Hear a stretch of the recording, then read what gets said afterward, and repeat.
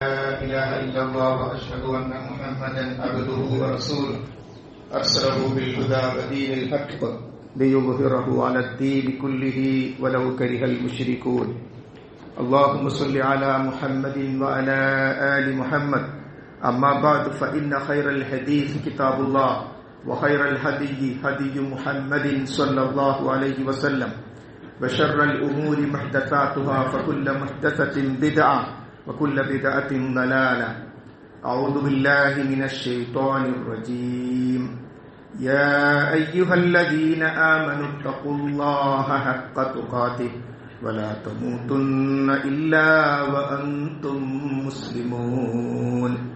بسم الله الرحمن الرحيم. وإبراهيم الذي وفى.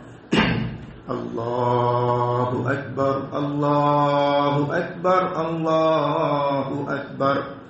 لا إله إلا الله. الله أكبر الله أكبر ولله الحمد.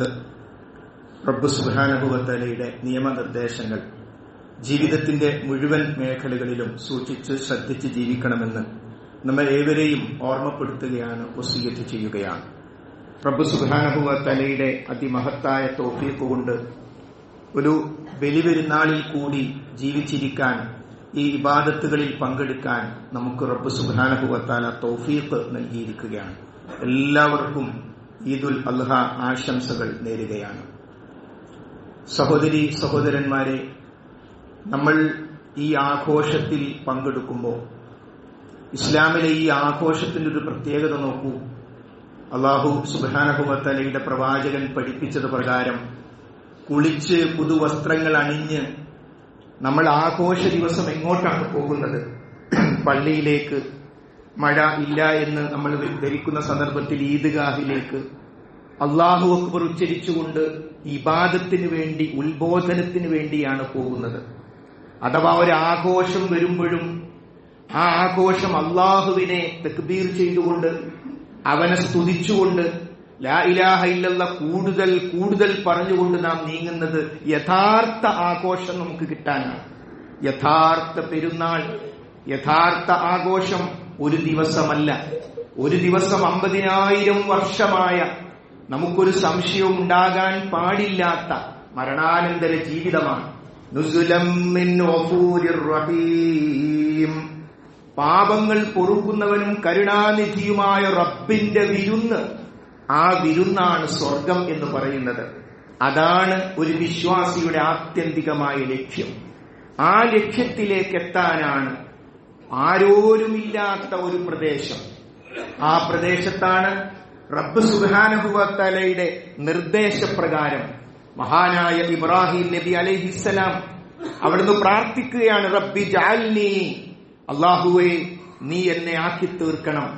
അതുപോലെ തന്നെ മുഖീമുസ്സലാ, നമസ്കാരം നിർവഹിക്കുന്നവരിൽ നീ എന്നെ എത്തിക്കണം. അത് പറയാനുള്ള കാരണം, റബ്ബനാ ഇന്നി അസ്കൻതു മിൻ ദുർരിയതി ബിവാദിൻ ഗൈരി ദീ സർഇൻ ഇൻദ ബൈതിക്കൽ മുഹറം. അല്ലേ അല്ലാഹുവേ, നിന്റെ പരിശുദ്ധമായ ഭവനത്തിന്റെ അടുത്ത് കൃഷിയൊന്നുമില്ലാത്ത ഈ സ്ഥലത്ത് റബ്ബേ ഞാൻ എന്റെ സന്താനത്തെ, എന്റെ കുടുംബത്തെ ആക്കിയിരിക്കുകയാണ്. ഫജ്അൽ അഫ്ഇദതം മിനന്നാസി തഹ്വി ഇലൈഹിം.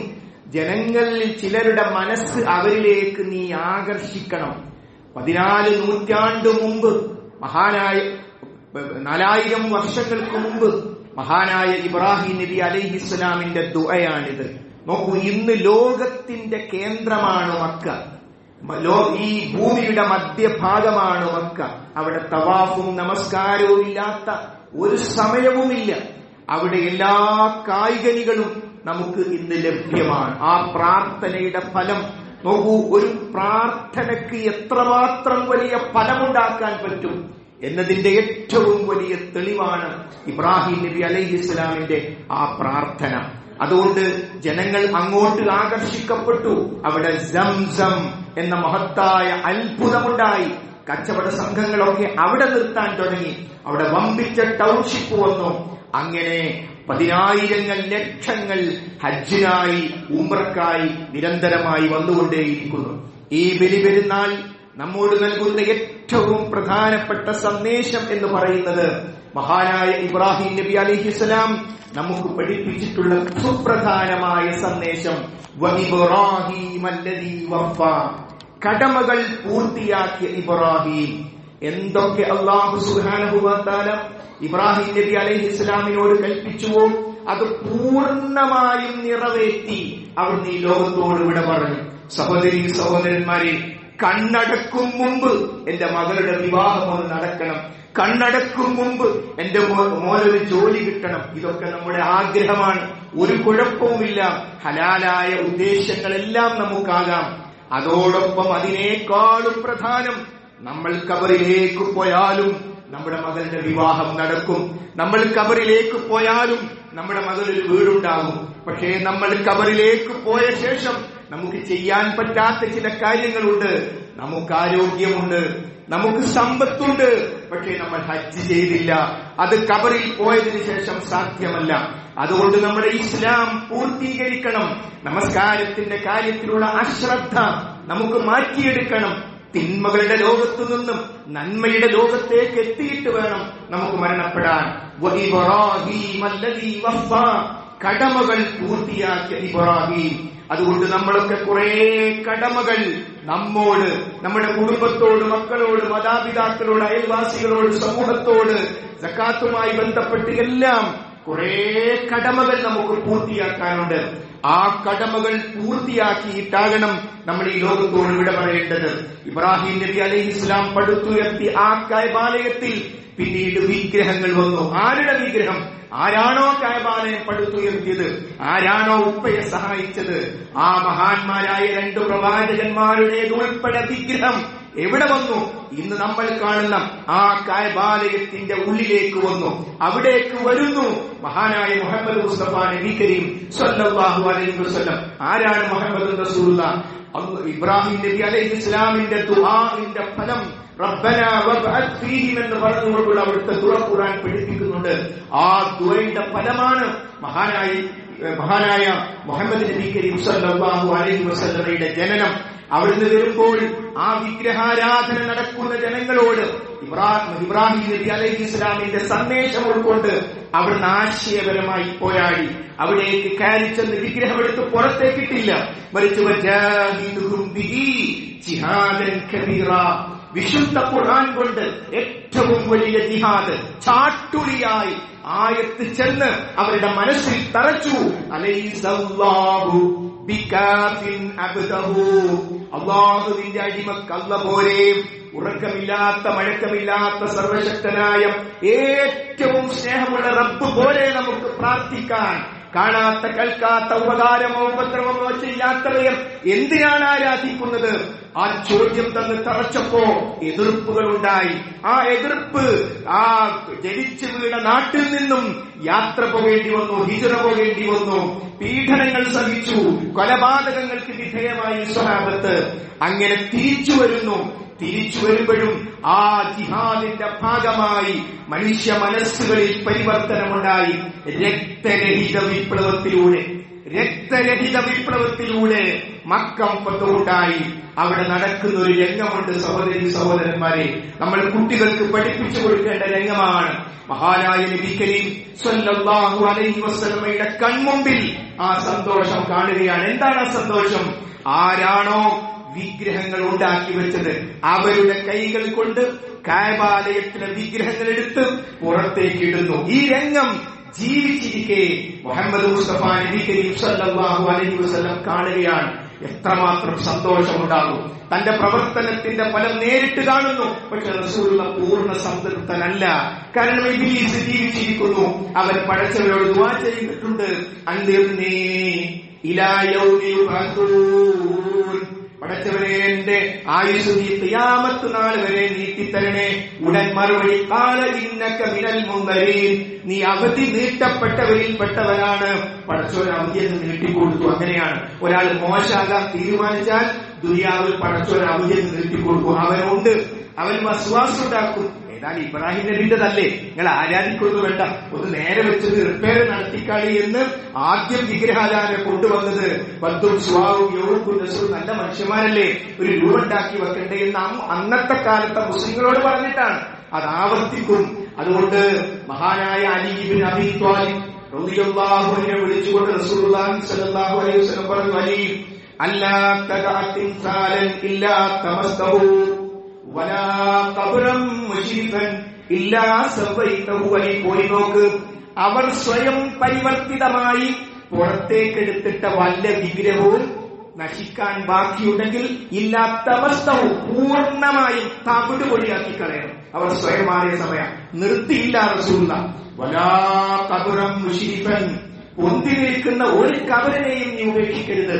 ഇല്ലാ സവൈതഹു, അതിനെ സമതരപ്പ. കബറ് പൊളിക്കാൻ പറഞ്ഞില്ല, കബറിന്റെ മുകളിലുള്ള എക്സ്ട്രാ ഫിറ്റിംഗ് പൊളിച്ച് വിഗ്രഹാരാധനയോട് സമപ്പെടുത്തി ചാരങ്ങളെ ആര്? ഹബീബായ നബി കരീം സ്വല്ലല്ലാഹു അലൈഹി വസല്ലം. പച്ച നിറമുള്ള വിഗ്രഹം, അതാണ് കെട്ടിപ്പൊന്തിച്ച കബറിന്റെ അടുത്ത് നടക്കുന്നത്. അത് വിഗ്രഹാരാധനയാണ് എന്നർത്ഥം.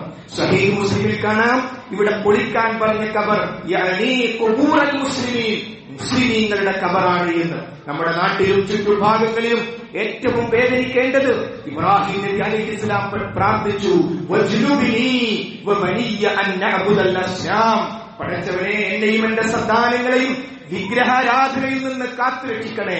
നമ്മളൊരു മൗലവി ദ്വാരക്കാണ്, പടച്ചവനെ ഞങ്ങളെയും ഞങ്ങളുടെ മക്കളെയും വിഗ്രഹാരാധനയിൽ നിന്ന് കാത്തുരക്ഷിക്കണം. നമ്മൾ ഭരണത്തിലാണ് ദ്വാരക്കുന്നത്. ഇവിടെ ആരെങ്കിലും വിഗ്രഹങ്ങൾ ആരാധിക്കുന്നുണ്ട്? ഇതാരാ പ്രാർത്ഥിച്ചത്? ഒരു പ്രവാചകൻ ഉണ്ടാക്കി വെച്ചൊരു വിഗ്രഹത്തെ ആരാധിക്കൽ മാത്രമല്ല വിഗ്രഹാരാധന. റബ്ബ് സുബ്ഹാനഹു വ തആലക്ക് കൊടുക്കേണ്ട ഒന്ന് റബ്ബല്ലാത്ത ആർക്ക് കൊടുത്താലും അത് വിഗ്രഹാരാധനയാണ്. അതുകൊണ്ട് സഹോദരങ്ങളെ, ആ വ്യക്തിത്വമുണ്ടല്ലോ, ഏകദൈവാരാധനയുടെ വ്യക്തിത്വം. നമ്മൾ PTA പ്രസിഡന്റ് ആകാം, വൈസ് പ്രസിഡന്റ് ആകാം. ഈ ബഹുമത സമൂഹത്തിൽ ഒരു പക്ഷേ സ്കൂളിലെ ഒരു ചടങ്ങിന്റെ സന്ദർഭത്തിൽ നിലവിളക്ക് കൊളുത്തുന്നുണ്ടാകാം. നമ്മൾ അവിടെ ഹാജരാകാൻ പറ്റുമോ? നമ്മളതിൽ പങ്കെടുക്കാൻ പറ്റുമോ? ഇന്നാഹുറാഊമിക്കും, നിങ്ങളിൽ നിന്ന് ഞാൻ ഒഴിവാണ്. വമിമ്മാ തഅബുദൂന മിൻ ദൂനില്ലാഹ്, അല്ലാഹുവിന്റെ പുറമെ നിങ്ങൾ ആരാധിക്കുന്നതിൽ നിന്നും ഞാൻ ഒഴിവാണ്. നമ്മളെല്ലാവരും എഴുന്നേറ്റ് നിൽക്കുമ്പോൾ നമ്മൾ അവിടെ ഇരിക്കുന്നു. എന്റെ കാര്യം അത് വിഗ്രഹാരാധനയുടെ അഗ്നിയാരാധനയുടെ ഭാഗമാണ്. ആ തീയെ സൃഷ്ടിച്ച റബ്ബിനാണ് ഞാൻ ആരാധന കൊടുക്കേണ്ടത് എന്ന് പറഞ്ഞാൽ ആർക്കും മനസ്സിലാകും. അതുകൊണ്ട് നമ്മളിലേക്കൊക്കെ ശിർക്കിന്റെ ഭാഗങ്ങൾ പല രൂപത്തിൽ വന്നപ്പോഴും റസൂലുള്ളാഹി സ്വല്ലല്ലാഹു അലൈഹി വസല്ലം പറഞ്ഞല്ലോ, ലാ തഖൂമു സ്സാഅ, അന്ത്യദിനം സംഭവിക്കുകയില്ല, ഹത്താ തൽഹഖ ഖബായിലു മിൻ ഉമ്മത്തി ബിൽ മുശ്രികീൻ, എന്റെ ഉമ്മത്തിൽപ്പെട്ട പുരുഷന്മാരും സ്ത്രീകളും വിഗ്രഹാരാധന നടത്തുന്നതുവരെ ക്ഷേത്രങ്ങളിൽ അവിടെ മുസ്ലിങ്ങൾക്ക് പോകേണ്ടതില്ലെന്ന് ക്ഷേത്രാരാധകർക്ക് പോലും അറിയാം. ക്രൈസ്തവ ആചാരങ്ങൾ അത് ക്രൈസ്തവർക്കുള്ളതാണ്, അവർക്ക് പോലും അറിയാം. അവിടെയൊക്കെ പോയിട്ട് വ്യക്തിത്വം നഷ്ടപ്പെടുത്തി ഖിയാമത്ത് നാളിന്റെ അടയാളമായി റസൂലുള്ളാഹി പഠിപ്പിച്ച ആ വിഗ്രഹാരാധനയിലേക്ക് നമ്മളും നമ്മുടെ മക്കളും പോവാതിരിക്കുക എന്നത് സ്വർഗപ്രവേശനത്തിന് ഏറ്റവും അനിവാര്യമാണ്. അത് പഠിപ്പിച്ച ഇബ്രാഹിം നബി അലൈഹിസ്സലാം എന്തിനാണ് ഇതൊക്കെ പറഞ്ഞത്? അവിടുന്ന് പ്രാർത്ഥിച്ചു, വലാ തുഖ്സിനി യൗമ യുബ്അസൂൻ, പടച്ചവനെ ഖിയാമത്ത് നാളിൽ നീ എന്നെ അപമാനിക്കരുതേ. ജീവിതം മുഴുവൻ പടച്ചവൻ ഒഴിഞ്ഞു വെച്ച സ്വന്തം മകനെ ബലിയെടുക്കാൻ പറഞ്ഞപ്പോൾ തയ്യാറായി, പക്ഷേ മകനെ അറുക്കരുതില്ലെന്ന് പറഞ്ഞല്ലോ. അങ്ങനെ എല്ലാം തിരിച്ച ഇബ്രാഹിം നബി അലൈഹിസ്സലാം പേടിച്ചു, പടച്ചവനെ ഖിയാമത്ത് നാളിൽ ഞാൻ എത്തുമ്പോ വലാ തുഖ്സിനി യൗമ യുബ്അസൂൻ, നീ എന്നെ അപമാനിക്കല്ല റബ്ബേ. ഈ ബോധമാണ് സഹോദരീ സഹോദരങ്ങളെ നമുക്കുണ്ടാകേണ്ടത്. ഇബ്രാഹിം നബി അലൈഹിസ്സലാം ആ വിജയിക്കാൻ കാരണം ഒപ്പം ഹാജറ ബീവി ഉണ്ടായിരുന്നു, മകൻ ഇസ്മായിൽ നബി അലൈഹിസ്സലാം ഉണ്ടായിരുന്നു.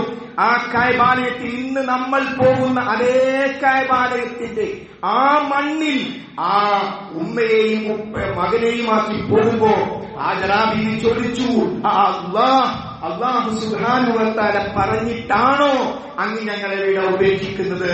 അവിടുന്ന് പറഞ്ഞു, നഅം, എങ്കിലൊരു പ്രശ്നവുമില്ല. പടച്ചവൻ പറഞ്ഞിട്ടാണല്ലേ എന്നെയും ഈ പൊന്നോമന ചോര പൈതലിനെയും ഇവിടെ ആക്കിയങ്ങ് പോകുന്നത് ശരി, പ്രശ്നമില്ല. ആ മതബോധമുള്ള ഉമ്മ, ആ ഉമ്മമാരാണ് നമ്മുടെ ഭാര്യമാരും നമ്മുടെ ഉമ്മമാരും നമ്മുടെ പെൺമക്കളുമായി തീരേണ്ടത്. ആ ഒരു ബോധത്തിലേക്കാണ്. ആ ഒരു ബോധമുള്ള ഒരു ഉമ്മ വന്നാൽ, ഒരു മകൻ വന്നാൽ, ഒരു ഉപ്പ വന്നാൽ പിന്നീട് ടെൻഷൻ ഒഴിവാക്കാൻ, പിന്നീട് പരീക്ഷയിൽ തോറ്റപ്പോ ആ വിഷമം ഒഴിവാക്കാൻ മയക്കുമരുന്ന് ഉപയോഗിക്കേണ്ട ഗതികേട് വരില്ല. മയക്കുപയോഗിച്ചാൽ ജീവിതം തന്നെ മയങ്ങിപ്പോകും, അകാല വാർദ്ധക്യത്തിലേക്കെത്തും, കുടുംബത്തിനും സമൂഹത്തിനും പ്രയാസമാകും. അതുകൊണ്ട് മയക്കുമരുന്നിനുള്ള പരിഹാരമുണ്ട്. ദിക്റുള്ളയിലേക്കുള്ള മടക്കമാണ് ദീനീ കുടുംബം. കുടുംബത്തിലെത്താൻ എന്തെന്നില്ലാത്ത സന്തോഷം. അതുകൊണ്ട് ആഭ്യന്തരമന്ത്രി സ്ഥാനമേൽക്കുന്ന ആളുകളാണ് യഥാർത്ഥത്തിൽ ഉമ്മമാർ.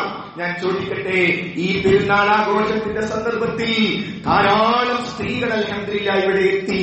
ഇതിനേക്കാൾ പ്രധാനമല്ലേ യൗമുൽ ജുമുഅ? സഹോദരിമാരെ, ഈ പെരുന്നാൾ ദിവസം ഒരു തീരുമാനമെടുക്കണം. നമുക്ക് വെള്ളിയാഴ്ച പള്ളികളിൽ സ്ഥിരമായി പോകണം. നമ്മുടെ മക്കളെ കൊണ്ടുപോകണം. ദീന് കിട്ടാൻ, ആഴ്ചയിൽ ദീന് കിട്ടാൻ. പുരുഷന്മാരും ആ കാര്യം ശ്രദ്ധിക്കുക. ചിലർ കൊറോണ കാലത്ത് പോയതാ പള്ളിയിൽ നിന്ന്, പിന്നെ സ്ത്രീകൾ അങ്ങോട്ട് വന്നിട്ടില്ല. വരണം. കാരണം നമുക്ക് ദീന് കിട്ടേണ്ട കേന്ദ്രമാണത്. ഇബ്രാഹിം നബി അലൈഹിസ്സലാമിന്റെ മകനുണ്ടല്ലോ, ഉപ്പ എന്താണോ പടച്ചോൻ കൽപ്പിച്ചത് അതങ്ങ് നിറവേറ്റിക്കൊള്ളുക. ആ മക്കളാണ് നമുക്കുണ്ടാകേണ്ടത്. അതുകൊണ്ട് സഹോദരങ്ങളെ, ഒരു പ്രാർത്ഥന നമ്മൾ ഒരിക്കലും മറക്കരുത്.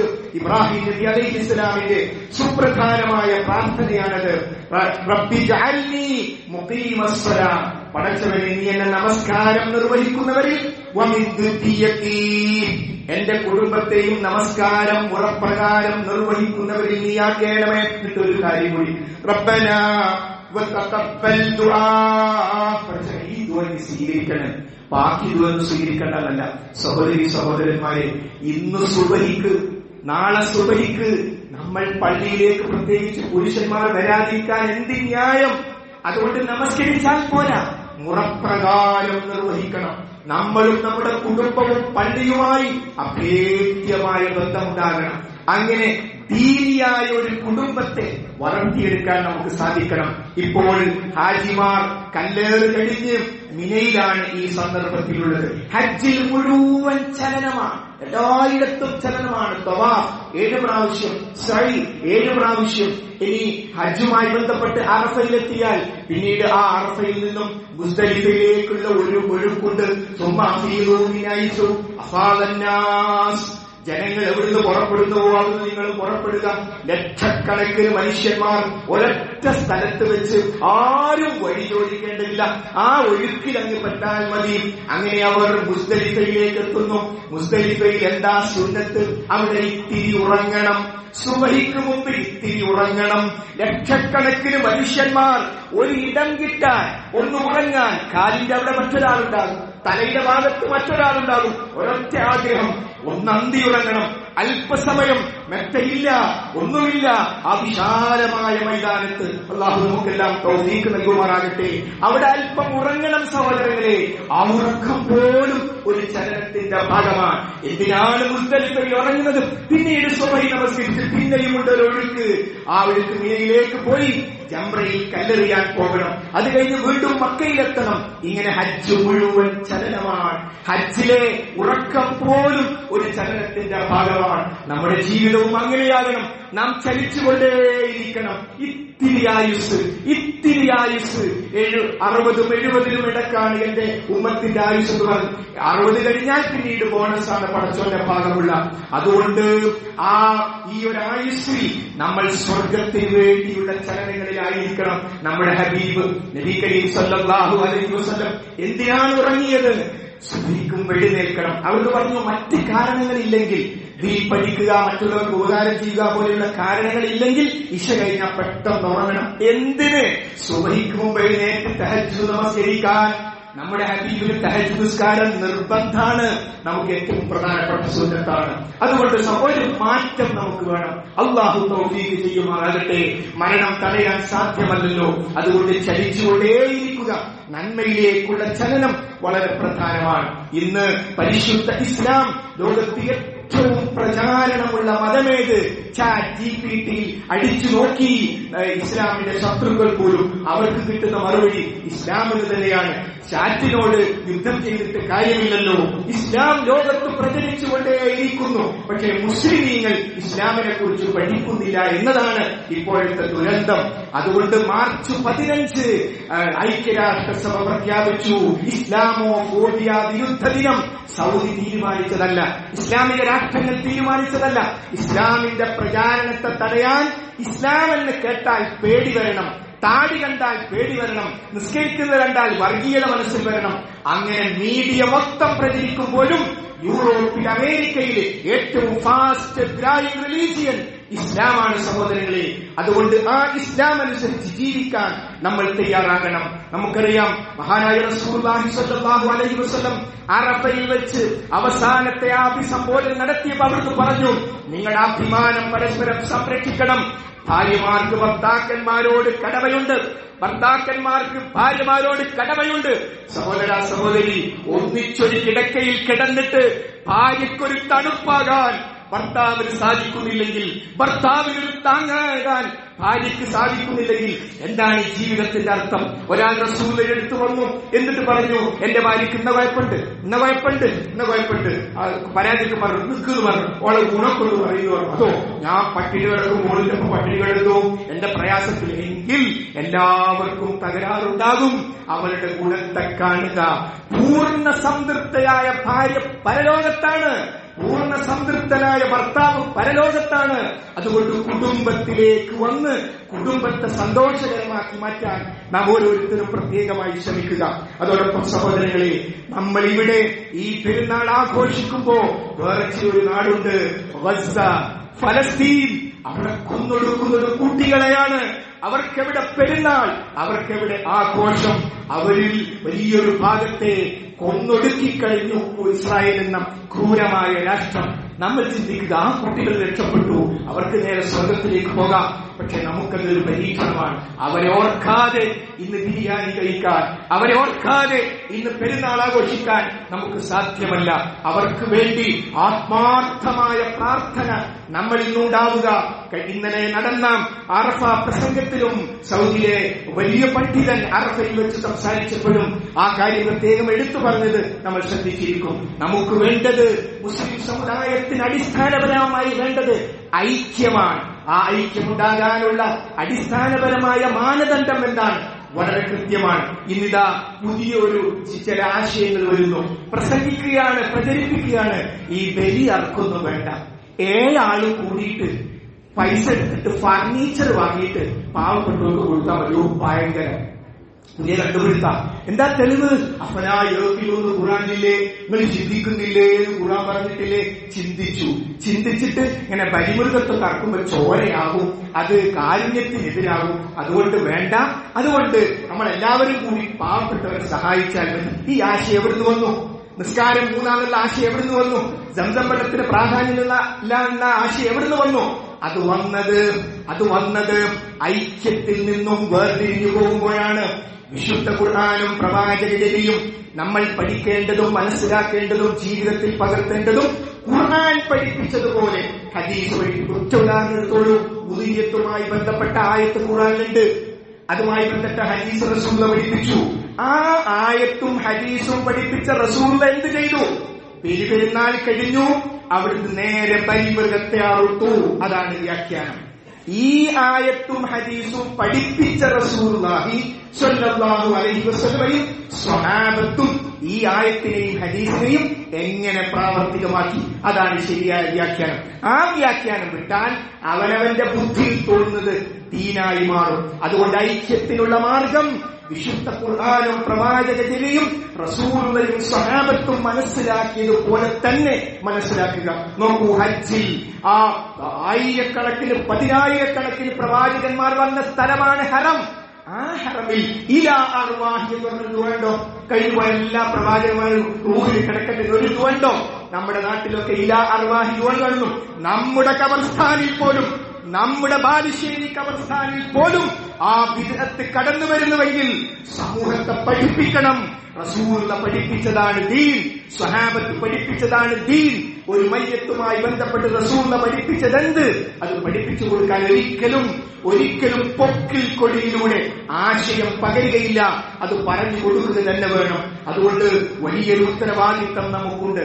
ആ ഉത്തരവാദിത്തം നമ്മൾ നിർവഹിക്കുക.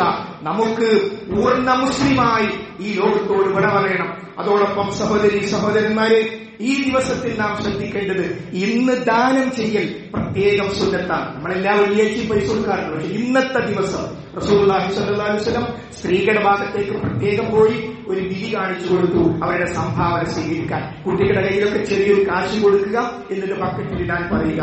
ഇന്നത്തെ ദിവസം ദാനം ചെയ്താൽ ആ ദാനം ചെയ്ത സുന്നത്തിനുള്ള കൂലിയും ദാനം ചെയ്ത കൂലിയും നമുക്ക് കിട്ടും.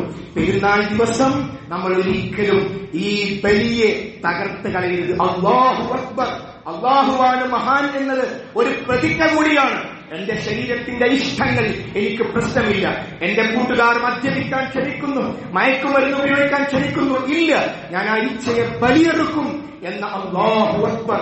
ഇന്നത്തെ ഈ ദിവസം കിടന്നുറങ്ങാനുള്ള ദിവസമല്ല, ആഘോഷിക്കണം. കുട്ടികളൊക്കെ പാട്ടുപാടട്ടെ, നമുക്ക് ഇഷ്ടമുള്ള സ്ഥലത്തേക്ക് ടൂർ പോകാം, എല്ലാം നമുക്ക് ചെയ്യാം, സന്തോഷമുണ്ടാകണം. പക്ഷേ ഇന്ന് ദുഹറില്ലാത്ത പെരുന്നാൾ, അസറില്ലാത്ത പെരുന്നാൾ, മദ്യപിക്കുന്ന പെരുന്നാൾ, വൃത്തികേടുള്ള പെരുന്നാൾ. ഈ പെരുന്നാൾ ദിവസം നമ്മുടെ മകളുടെ ഡ്രസ്സിന്റെ അവസ്ഥയുണ്ട്, നമ്മുടെ മകന്റെ ഡ്രസ്സിന്റെ അവസ്ഥയുണ്ട്, എല്ലാം ശ്രദ്ധിക്കുക. അല്ല, ബലിയെടുക്കാൻ നിയത്താക്കിയ ആളുകള് ഏതാനും ദിവസമായി അവര് മുടിരോമങ്ങളൊന്നും എടുത്തിട്ടില്ല. അപ്പോ പെരുന്നാളിന്റെ അത് നമ്മൾ വന്നത് എങ്ങനെയാ? അല്പം മുടിരോമങ്ങൾ വളർന്ന അവസ്ഥയിലാണ്. അത് അവിടെ തന്നെ നിന്നോട്ടെ. ഏറ്റവും പ്രധാനപ്പെട്ട ഒരു സുന്നത്ത് നമുക്ക് കിട്ടാൻ അത് കാരണമായി തീരും. അതുകൊണ്ട് റസൂൽ പഠിപ്പിച്ച സുന്നത്തുകളിലേക്ക് നമ്മൾ എത്തണം. അതോടൊപ്പം സഹോദരിമാരെ, ധാരാളം രോഗികൾ നമ്മുടെ കുടുംബത്തിലാകും. ആ രോഗിയുടെ പെരുന്നാൾ എന്താ? ഒരാൾ ഇങ്ങനെ കിടക്കുക, അയാളുടെ പെരുന്നാൾ എന്താ? അയാളുടെ പെരുന്നാൾ ബിരിയാണിയല്ല, അയാളുടെ പെരുന്നാൾ നമ്മളവിടെ ചെല്ലലാണ്. നമ്മൾ അവരോട് സംസാരിക്കല. രോഗികളെ മറന്നുപോയിരുന്ന പെരുന്നാൾ ദിവസം പ്രത്യേകിച്ച് കുടുംബത്തിലും അയൽപ്പക്കത്തിലുമൊക്കെ നമ്മൾ രോഗികളെ സന്ദർശിച്ച് ആ പെരുന്നാളിന്റെ സന്തോഷത്തിലേക്ക് അവരെ എത്തിക്കണം. അതോടൊപ്പം ബലിയിൽ നമ്മൾ ഉണ്ടാകണം. നമ്മൾ ബലിന്റെ ഷെയർ കൊടുത്ത് നമ്മുടെ നാട്ടിന് പോകലല്ല, മറിച്ച് കഴിയുമെങ്കിൽ നമ്മൾ തന്നെ അറുക്കണം.